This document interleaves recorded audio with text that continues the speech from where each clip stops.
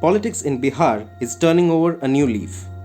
While the regular violence, showmanship, and corruption is all there, the educated appear to be taking more of an interest in the elections 2020. While some have a lineage to back them up, people like Manish Barriarr have no political background at all. All he has is a frustration about the system that he finds dysfunctional. After completing his MBA from the Indian Institute of Foreign Trade, New Delhi, Manish went on to complete his PG on organizational leadership from University of Oxford. But he came back to teach at a private institute in Patna. The teacher has now turned into a social servant and is making his journey towards being a politician with his own political outfit, Voxes. Bihar has given us a lion's share of our civil servants. We've seen many poets, lot many scholars Yes, come out of Gandhari Bihar. Singh Dilkar and so many others. Yes. But at the same time, whenever there's an exam in Bihar, the first image that comes out in the press is of students cheating or resorting to unfair means. And a lot of students are waiting to graduate for 5, 6, 7 years even.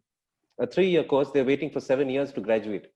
Exams are not happening, or if they're happening, there's something or the other and it gets delayed year after year.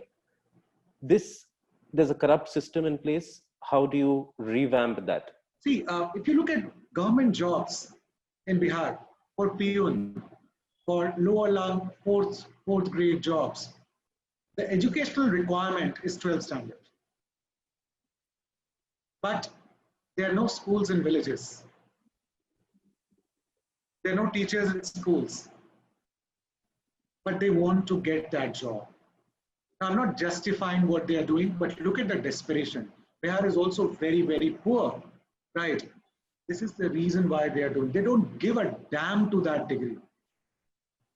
They don't give a damn. But they understand that this piece of paper is important for me. Now, look at, so, I would not blame my people. I would blame, and there is no other thing I can do. I can raise voice and blame right now. And if I get someday some responsibility, the blame would be on me if I'm not able to really prove myself. But right now, the only thing I can do is to blame and to make you understand why it's happening. Nobody wants to really do all those bad stuff. Nobody wants to. But then you've linked. I am not in favor of a peon job for you being a 12th standard. What is required? You just need to be literate, isn't it? Look at the job of a peon. Why are you putting that? Right? So that's a discrimination of a different order. That's the reason. So we need to understand that there's so much of desperation for jobs. There are no industries out here, which is the reason why this is unfair means which you see. It's very sad reflection on Bihar. But then illiteracy and the entire bureaucracy has failed. The system has failed. Nobody raising voice. Our Prime Minister also keeps visiting. He would be visiting. He would not be unaware of the kind of education system which is there in Bihar. I don't know how does he get the courage to come and speak like that, the way he speaks, as if he has done great wonders. I don't think from where he gets courage. I'm very critical of the kind of chest thumping he does. Very, very critical of that. I think he should be humble. And look, I've not been able to achieve anything in Bihar. 1 lakh crore, I don't know how many crores you've been talking about, but he has not done anything. No ground level changes. Where does these crores go? The central government, like you said, you're very critical of the Prime Minister's what you call chest thumping, but yeah, he also includes Bihar in that in a great way. He talks about Nalanda, he talks about Takshashila, he talks about old universities. And he talks about how India, even the education minister does talk about this on every platform that is there, that they want to take India to those glorious days. What are your plans to take Bihar to those glorious days if you can? I see, I'm actually not a person who looks back. Those glorious days are over as a country and as a state, right? So my vision is not to really... You can have new glorious days. You can have new glorious days. Absolutely. I think a new set, you need to look forward. You need to look at what's happening in the rest of the states in India. You need to look at what's happening in the rest of the world. And if we can achieve in the next 20 years, something very similar to what's happened in the rest of the country, I think that would be a good achievement, isn't it? For example, look at Maharashtra and Andhra Pradesh and Kerala and Tamil Nadu. I would like just a normal state. Even West Bengal and Odisha, we have thousands of engineering colleges, you have medical colleges, where people have a lot of industries. I think that will be more than enough. Right, glorious days will come later on. And for me, country is more important. State obviously is there. But then, you do well in your state and you're contributing to your country. But these are all what we call just a way to connect to the lowest strata of people, because they get emotional and then they connect. But I think real stuff is not there, which is why for me, it's very important for me to go to villages, go to the lowest strata of people and connect to them. Thankfully, I have, God has given me that kind of upbringing that I can connect to them. But until unless somebody, a strong voice comes, talks about, look, your electricity bill is very high, right? And there's nobody thinking about it. Look, there are no homes in Bihar. Bakka homes, hardly 10 to 20%. There's nothing. Look, there is so much of hunger. 5 crore people in Bihar, they are not able to get more than 2 meals. And there is a silent hunger in Bihar. Let's work on them, right? And let's not talk about all these rubbish which you were talking about, because that's not the reality, right? Nalanda was some 1,000 years back and we are not going back to it. It's not happening.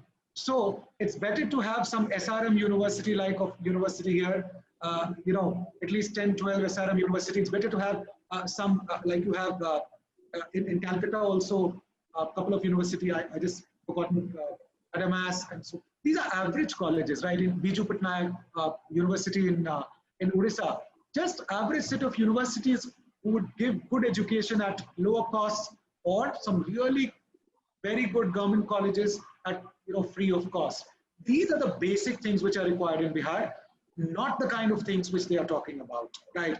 And let me tell you very clearly, BJP is the most casteist party which you can see ever. If there were 3 groups earlier, they have now divided into 15, 20 castes, 20, 30 different castes. They just do not have look a standard of talking about caste. It's more written, right? And okay, they are good with engineering and all that. One day it will break. They got a good lesson in Delhi, right? No money, nothing worked. And India slowly is becoming city-based. Industrialization is happening. One day will come where nobody is going to hear. Unfortunately, you do not have a strong Congress party, a national leader, right? And they keep hitting that guy day in, day out, and same thing is happening in Bihar. They keep hitting Tejasvi. I don't want to make Bihar another India, right? That's what has happened.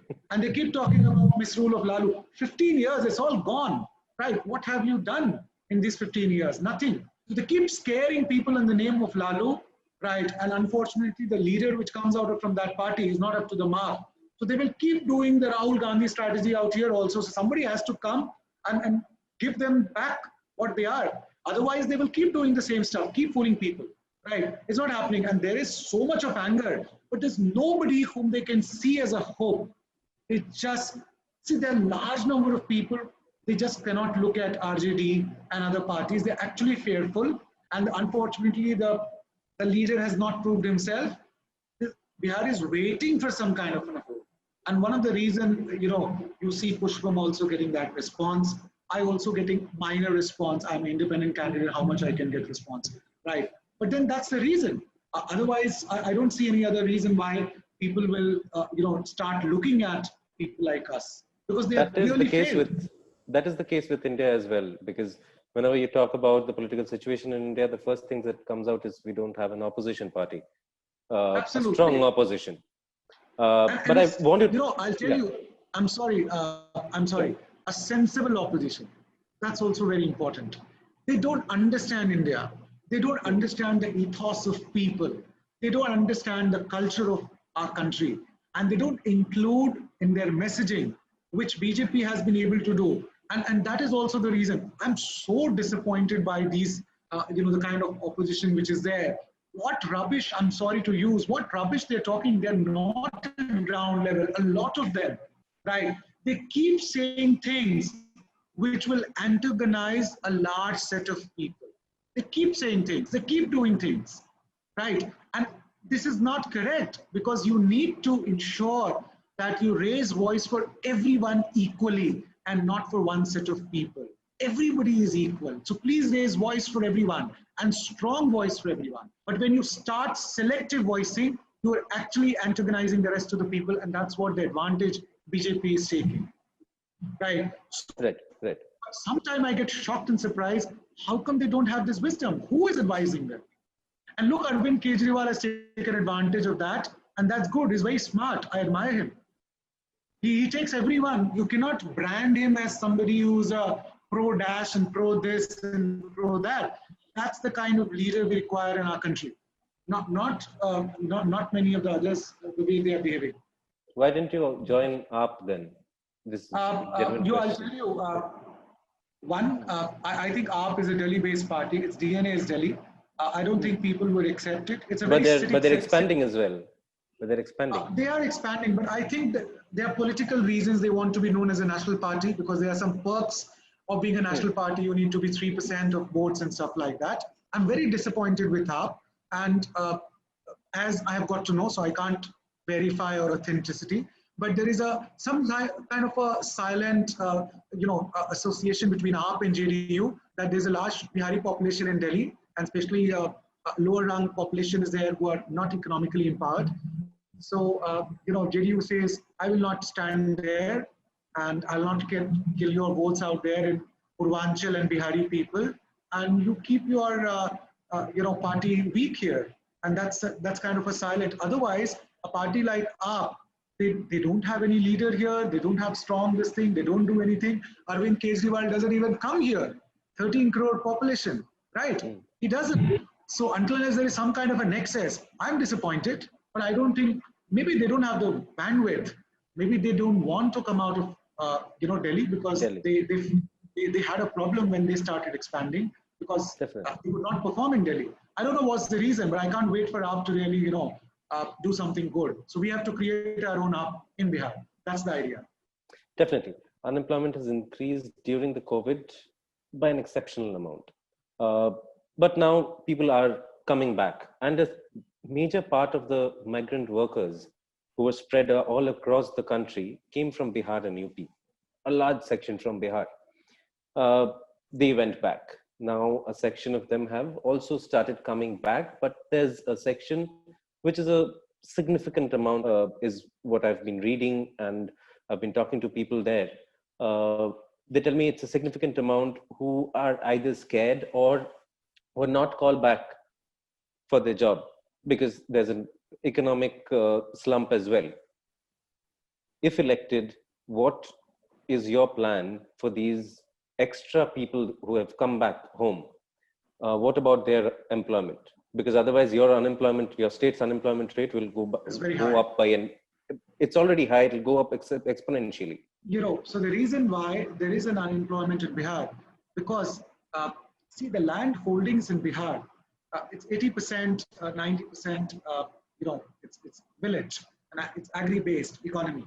But the land holdings are very small because of, family, from one family to another, partition has happened, and then the land. So the land holdings are pretty small in Bihar. They are not large like Punjab and many places of other states. So therefore, one family has 8-10 members, and the land holding is so small that you cannot feed everyone. So what happens? 2-3 people, and there are no education system in village, and you need to come to Bihar to understand there's nothing. So therefore, they remain uneducated till they become strong, 18-20 years old. And then some relative or the other of a Bihari relative in some state is already there working as a driver, as a cook, as some kind of a laborer. Then they move there. Reason being, there are no industries in Bihar, there are no opportunities in Bihar. This is the reason why there is a unemployment problem is there, because there are a large number of people and you just do not have enough land holdings also. Now, once you've understood this, and what about educated people like us? Now you have lakhs of people coming out as graduates. Where do you work? There are no industries. And then they go for engineering outside, they do a job, they go for MBA, they do a job, they don't come back. They are not migrant laborers, but then they are migrant managers, migrant engineers, but they are there. Now, imagine the kind of fraud which has been there on Bihari people, that even a chief minister now also said that because Bihar doesn't have sea ports, Bihar cannot have industries. Now I have thousands of data, Madhya Pradesh, Punjab, Haryana, so many places, 11,000 industries, 12,000 industries. Bihar, Telangana has 11,600 industries. Bihar has 2,800, and that too small scale industries. Now, if a chief minister of a state has that kind of a vision, God save that state. Whole world, our prime minister, which is a BJP coalition, he keeps moving all over the world for investments. What about Bihar? What has he done for investments in the last 15 years? His government, no investments in Bihar. How many times you have seen investment in meat in Bihar? No. In JDU's manifesto, there is no talk about industries. You have a chief minister saying during elections. Why? Because it doesn't hurt him. 80% of the people are hardly bothered about industries. They are too naive to understand what industries can do to them. Right? So he keeps doing those. So the government of BJP and JDU is basically trying to make people let people remain poor by just giving 500,000 rupees, 15 rupees, cycles, tolls. Right? It is another form of feudalism. You don't empower people, you don't improve the infrastructure, you don't improve other things, but just keep giving them, and people are so, in such a dire strait that if you give them something, anything, they will lap it up. What kind of a government is this? So you need to understand that it's a very, very planned way of ensuring that people remain poor. Which is why education system under them cannot improve. But they're shameless. They'll go all over the world and say all these things. Right? So therefore, let's take up an example. If there is one industry which comes, even a small scale industry comes, right? There are 5,000, 6,000 jobs, and that would mean the multiplier effect. And you have, they will buy things, and you have 25, 30,000 people get ancillary jobs, right? There are no special economic zones. You can have IT industry here. You can have pharmaceutical industry here. You can have, biotech industry here. You can have call centers here. There are ample opportunities for you to have those industries which are not polluting industries. You ask me, what can I do, right? Say, I need to be in a very, very empowered position to be able to change that. But the first thing I'm going to do, fix education, because where will the skilled labor come from? Nobody is going to take people from Chennai and recruit them here. It's costly, or from Punjab. There are no engineering colleges. You need local laborers. Yeah, you require local workers. Workers, right? But there is no. So their entire education system is not there. Why will industry come and recruit from outside? So for industries to come here also, you need to have those people, like it happens in Orissa or West Bengal or in other states, even in Telangana and Andhra Pradesh, thousands of educational institutions, Maharashtra, Gujarat, all these places. I think I'll try and fix it up first. Then you need to give industries land. There is a lot of land, nothing happens, right? There's a huge fraud and what you call corruption happening. So middlemen will first buy the government land, and then they'll try and sell the industrial people. So these politicians are buying these land, what we call Bihara land, and then they transfer they buy at very cheap rate, and they transfer and try to transfer at a very high rate to industry. Why will they buy it? Because the sheer reason for coming to those things get defeated. So there also there is so much of corruption, right? And these guys have not been able to fix it. They've not been able to. That's what I was talking about. That there is so much of systemic corruption that somebody needs to put in and have the right will to change, and also the understanding to change. But I am not willing to believe that these guys will not have an understanding, because people who are much more educated than me, much more, having wisdom than what I have, they are their advisors, isn't it? He can buy advisors. He has so many advisors. I'm nothing. So these guys must be knowing, but they won't do it, because they know if the moment they are going to do it, people will not vote for them. They'll get caught. So if you come in power, and suppose Right. you are made chief minister, for example, and why will you change these things as well? Because you rightly said, once you change it, you don't have an issue. See, I'm quite old, right? I don't have to really live. I think I would have a 20 years lifetime. Nitish Kumar is older than you. Yeah, he is. But then let's understand what happens in corporate world. And I'll tell you something very interesting anecdotes of my students and how I've advised them. If somebody comes to me and says, sir, I've got a job and I've got this job and they're in sales and marketing, I say that, look, you need to decide what kind of a career you want for yourself. One way to really do a job is that you go there and you set such a high benchmark and then leave it in 2 to 3 years time, because you won't be able to really perform again to that level, right? And then go to a new place and then grow. You'll become CEO one day. And the next way of doing things is to just do enough. You will remain in that company for 10 years and 15 years, but you will never become a CEO or something like that. But then you would have a good life and you would enjoy your life. Maybe you will not have to work harder. Something similar is happening in politics also, right? I don't think I'll be doing that because I don't have time. Because I see myself, the kind of position you're talking about, I don't see myself before 10 years. I'm not in a full paradise. I think I need to work for at least 10 years. So that will be 54. And after that, I don't know how long I'll live. So 59, 60, people die. So many people, 60, 65. I don't have an incentive to really do all sorts of things which politicians are doing. That is one. And second, I would like to leave a legacy, right? That's one of also the reason I've come to politics. I don't know what will happen. I just hope that my middle class value system remains once I reach those places, right? But I'm a very positive person. Hopefully, I would not be one of those people.